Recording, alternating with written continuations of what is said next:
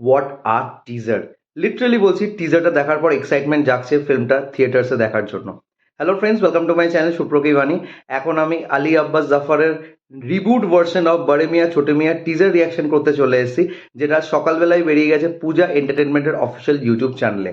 তো এই ফিল্মটার writer director তো আলী আব্বাস জাফর, এছাড়াও এখানে কাস্টিংয়ে আছে অক্ষয় কুমার অ্যাজ বড়ে মিয়া, টাইগার শ্রফ অ্যাজ ছোটে মিয়া, এছাড়াও আছে পৃথ্বীরাজ সুকুমারন, এবং অ্যাক্ট্রেসের রোলে আছে সোনাক্ষী সিনহা, মানসী চিল্লার, আলেয়া এফ সহ আরো অনেকে। তো কেমন লাগলো এই টিজারটাই সব কিছু নিয়ে তোমার সাথে শেয়ার করবো।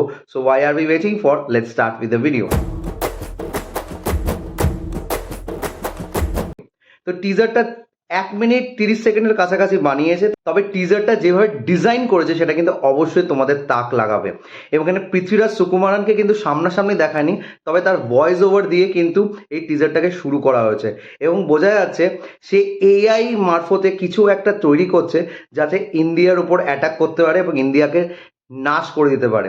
এবং সেটাকেই এগেনস্টেই দাঁড়িয়ে আছে আমাদের ইন্ডিয়ান ফোর্সের দুজন পুলিশ অফিসার, যারা হয়তো পুলিশের আর্মি, বাট তাদের মাথা হচ্ছে শয়তানের মতো।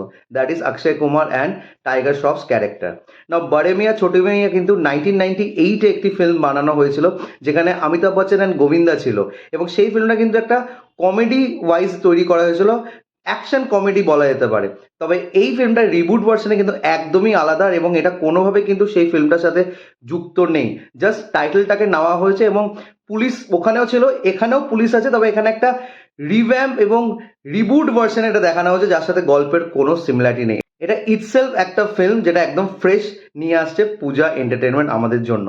পূজা এন্টারটেনমেন্টের লাস্ট রিলিজ অক্ষয় কুমারকে নিয়ে বেরিয়েছিল হচ্ছে মিশন রানীগঞ্জ, যে ফিল্মটা কিন্তু আমার পার্সোনালি ভালো লেগেছে। এটা নেটফ্লিক্সে অ্যাভেলেবেল আছে, তোমরা কি চেক আউট করতে পারো। But due to no promotional strategy এবং ফিল্মটাকে রং টাইমে রিলিজ করার জন্য ফিল্মটা কিন্তু সেইভাবে রেসপন্স পায়নি। তবে ফিল্মটা কিন্তু খুব ভালোভাবে তৈরি করা হয়েছিল। তবে একটা আমার শিকায়ত ছিল মিশন রানীগঞ্জে, যে ওখানে ভিএফএক্স গুলো খুব একটা ভালো করেনি। তবে এই ফিল্মে কিন্তু ভিএফএক্স এর পেছনে কেটেছে, এবং সেটা কিন্তু বোঝা যাচ্ছে যখন তোমরা টিজারটা দেবে। যে বোম ব্লাস্টিং সিনসগুলো দেখানো হয়েছে, বা যে রোবোটিক ইমেজেসগুলো আমরা দেখতে পাচ্ছি, বা যেই সিনিক লোকেশনস দেখা যাচ্ছে, পুরো লার্জার দেন লাইফ একটা অ্যাপিল দিচ্ছে, এবং অবশ্যই ফিল হচ্ছে যে এটা একটা ধাসু কিছু হতে চলেছে বিগ স্ক্রিনসের জন্য। এবং যখনই নামটা আছে আলী আব্বাস জাফর, সেটার থেকে তো আর কোনো ধরা নেই যে ফিল্মটা সে অ্যাকশন ওরিয়েন্টেড তৈরি করবে, এবং এখানে সুপার অ্যাকশন সিনস থাকবে, যেটা কিন্তু আমাদের এর আগেও তাক লাগিয়েছে টাইগার জিন্দা হ্যাতে। So I am looking forward to this films trailer, যে ট্রেলারটা আরও কি করতে চলেছে। এখানে কিন্তু কোনো অ্যাক্ট্রেসদেরকে আমাদের দেখানো হয়নি, শুধু তোমরা যখন ডেসক্রিপশন বক্সে দেখবে অ্যাক্ট্রেসের নামগুলো জানতে পারবে যে কারা কারা এই ফিল্মটাতে ফিচার করছে। তবে I am very much excited to watch this film. এটা কিন্তু থিয়েট্রিক্যাল রিলিজ পাচ্ছে এই বছর ঈদে। তো একটা ধাসু কিছু আসতে চলেছে ঈদে এই বছর from Bollywood, and Tiger Shroff আর অক্ষয় কুমারের জন্য এই ফিল্মটা কিন্তু একটা বলতে পারো একটা ওয়াইল্ড কার্ড, যেখান থেকে সে আবার নিজেদের একটা রিভ্যাম্প অ্যাকশন ইমেজে নিয়ে আসবে। তো তোমাদের কেমন লেগেছে টিজারটা প্লিজ কমেন্ট করে জানিও, আর আমার যদি রিয়াকশন ভিডিওটা ভালো লেগে থাকে, don't forget to like, share and subscribe my channel. Till then, stay tuned.